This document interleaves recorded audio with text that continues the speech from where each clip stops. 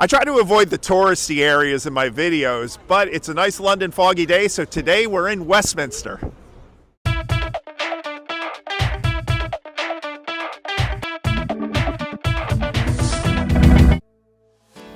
Welcome to Westminster. This is London's #1 tourist destination, as it's literally in the center of the city. Today I'm going to focus on historic Westminster, not only because of the landmarks that are catnip to visitors, but also the part that we locals enjoy, like the green spaces and some great places for food or a pint. The city of Westminster is pretty big, stretching along the Thames from Vauxhall to the Embankment.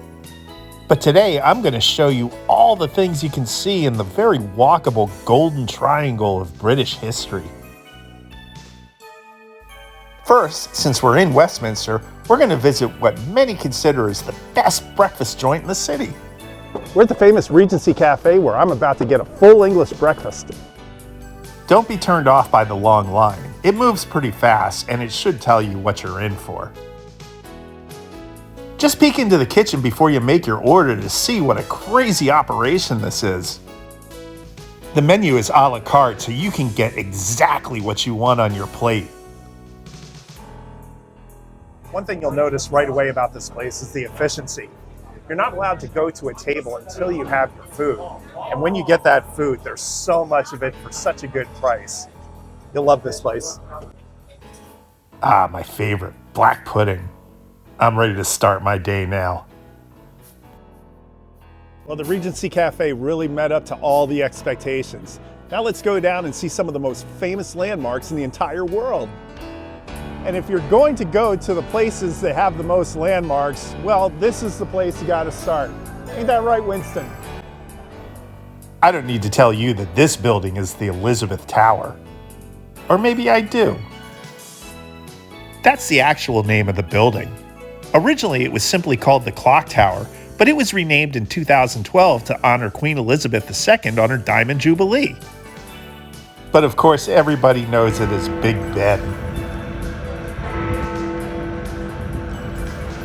Of course, when you come to Parliament Square, you'll find throngs of people getting pictures and selfies. As a matter of fact, in all the times I've come here and brought guests, I have never seen a line less than what you see here of people trying to take the quintessential London picture. My secret tip, though, is to walk across the Westminster Bridge, go down the stairs on the right, and find this spot. And while you're over there, you'll also get the best view of the Houses of Parliament. This is the main legislative body of the UK, where representatives from across the country make up the House of Commons and the House of Lords. They're led by the Prime Minister, the UK's head of state. This was also the target of Guy Fawkes' failed gunpowder plot, which was made famous in the 2006 film V for Vendetta. Lucky for us, Mr. Fawkes failed, but I just want to leave you with this.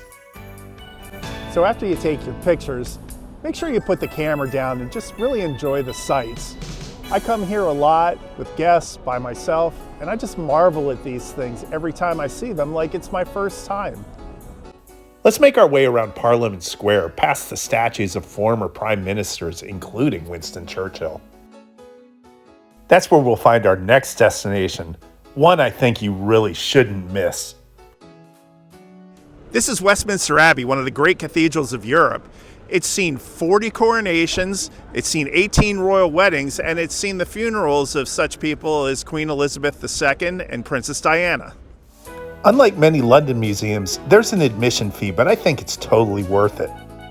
The cathedral was commissioned in the year 1066 by Edward the Confessor, who is one of the many historic English figures who are buried here.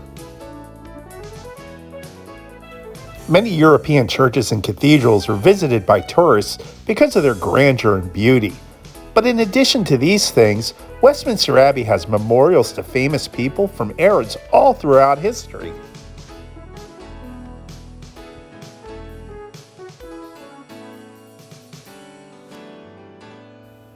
And priceless artifacts like the royal coronation chair. You also find the actual resting places of everyone from Queen Elizabeth I to Geoffrey Chaucer. I waited 2 years for my parents to come here before I finally visited. I don't recommend you wait that long. This place is magnificent. Next, we're going to head up Whitehall. It's a street that has some of England's most important government buildings and a little bit of royal flair. As you start walking up Whitehall, you'll pass imposing structures like His Majesty's Treasury, the Revenue of Customs Office, and the Ministry of Defense. There are several statues and memorials in the middle of Whitehall. This is the Cenotaph. The word cenotaph comes from the Greek language and it means empty tomb. This one was built in 1920 and it's where England's Armistice Day ceremonies take place. It's tradition to doff your cap in honor of those who gave their lives fighting wars, so remember to pay your respects. Next we come to one of the most famous addresses in the world. So behind these heavily guarded gates is 10 Downing Street. It's the home of England's Prime Minister and also the offices of his cabinet. From Neville Chamberlain to Churchill to Maggie Thatcher and Tony Blair, this was home to some of the most influential and respected political leaders who ever lived. Now for something really special. Other than 10 Downing Street, the most popular place on Whitehall is the Royal Horse Guards. This building houses the barracks and stables for the household cavalry. And it's the former military headquarters of the British Empire. Before Big Ben was built, this was the main public clock of Westminster.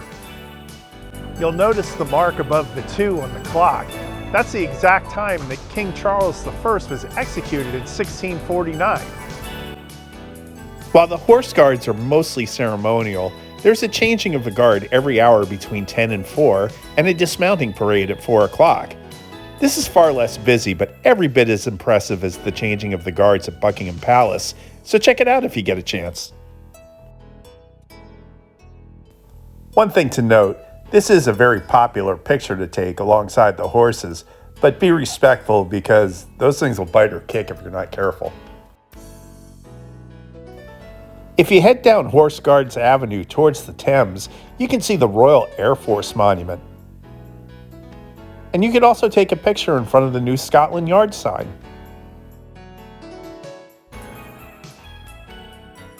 As I mentioned, we are in the actual center of the city, and that's noted by this statue. You can see some of the war damage on here. It's a pretty old statue. But this is also Trafalgar Square, which is our second point in the triangle of British history. Trafalgar Square is one of London's most popular public spaces dating back to the 1840s. It was named in honor of the Battle of Trafalgar, Britain's greatest naval victory, when Lord Nelson fought off an invasion by Napoleon in the English Channel. The most prominent thing you'll see here in Trafalgar Square is Nelson's Column, a 66-meter high column that's guarded by 4 bronze lions. There are also several statues and 2 fountains leading to the steps of the National Gallery.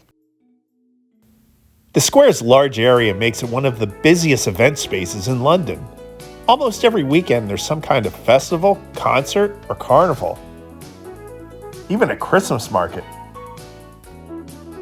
The first time I came to London in the 1990s, I came here to Trafalgar Square, and all I remember was thousands of pigeons.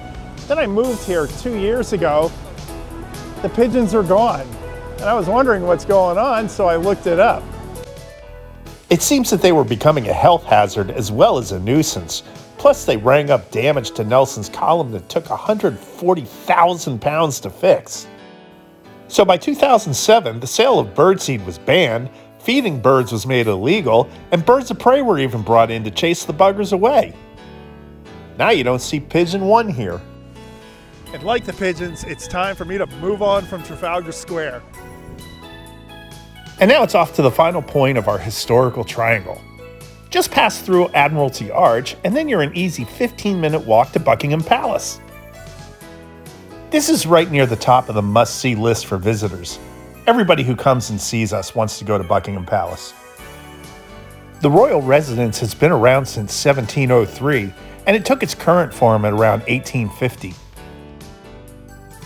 It's been the site of national celebrations like royal weddings and jubilees, and somber occasions like Queen Elizabeth's funeral. Locals tend to avoid this chaotic tourist area, but Londoners are quite fond of the two parks that flank the palace, Green Park and St. James Park. The changing of the guards is held every Monday, Wednesday, Friday, and Sunday. The pomp and pageantry of the event is impressive, but the crowds are absurd. Seeing it once was obligatory, but once was enough. My favorite site at the palace is the Victoria Memorial. The monument was completed in 1924. The Golden Wing Victory that tops the monument is a sight to see on a sunny day. And if you get there early enough, it's the best vantage point for the changing of the guards. And from here, it's an easy walk back to Big Ben and Parliament through the beautiful St. James Park.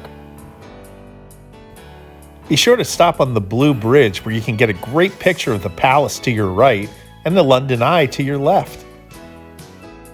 Take a left off the Blue Bridge, then follow the path to Horse Guards Road. There's a pretty cool stop at the end that you might want to make. This is the Churchill War Rooms. It's now a museum, but it was once the actual underground command center for the British Army during World War II. We'll save the war rooms for another video, but right now we're going to walk down King's Charles Street to our next destination. Do you know what the most common British pub name is?